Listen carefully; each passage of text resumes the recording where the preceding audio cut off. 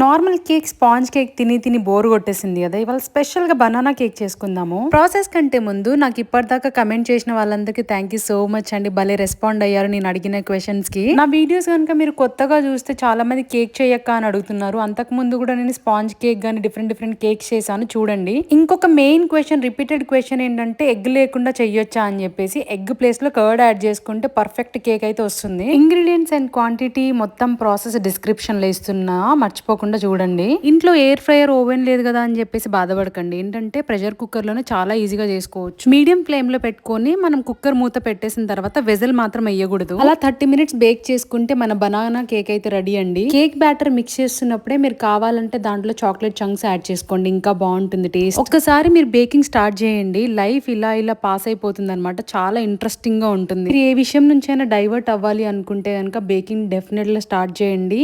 ఈ వీడియో నచ్చితే ఒక లైక్ చేయండి. బాయ్.